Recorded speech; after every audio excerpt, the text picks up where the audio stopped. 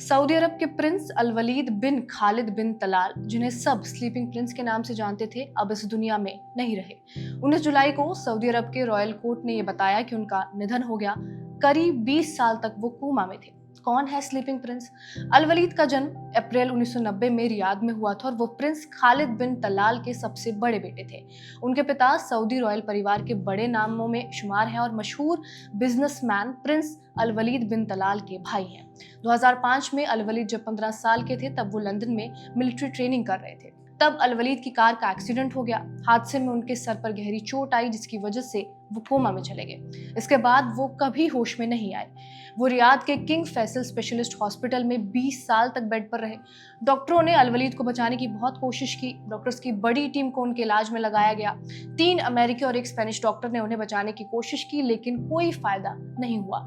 2015 में जाकर डॉक्टरों ने परिवार को ये सलाह दी कि प्रिंस को लाइफ सपोर्ट से हटा लिया जाए, लेकिन उनके पिता प्रिंस खालिद को आखिर तक ये विश्वास रहा कि उनका बेटा एक दिन ठीक हो जाएगा।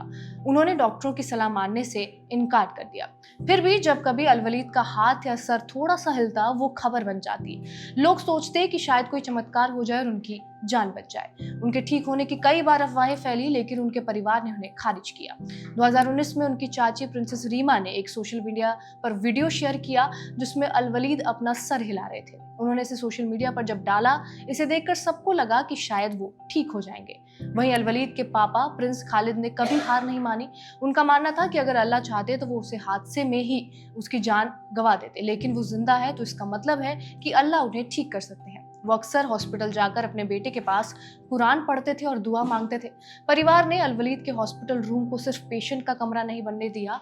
वो रमजान, ईद और सऊदी नेशनल डे जैसे मौकों पर कमरे को सजाते थे और कई बार उन्होंने सोशल मीडिया पर भावुक पोस्ट भी लिखे। इस साल बकरीद के तीसरे दिन पर भी वो अपने बेटों के साथ अस्पताल पहुंचे और अल वलीद के लिए दुआ मांगी।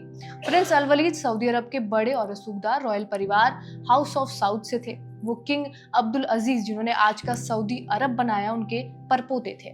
प्रिंस अल वलीद वर्तमान सऊदी राजा सलमान बिन अब्दुल अजीज के सीधे बेटे या भाई नहीं थे, बल्कि किंग सलमान उनके चाचा हैं।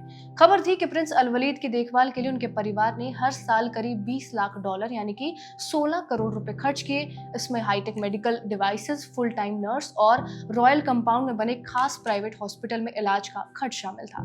20 साल से ज्यादा समय तक उनकी देखभाल का कुल खर्च $4 करोड़ 1 लाख यानी कि लगभग 336 करोड़ रुपए से ज्यादा हो गया।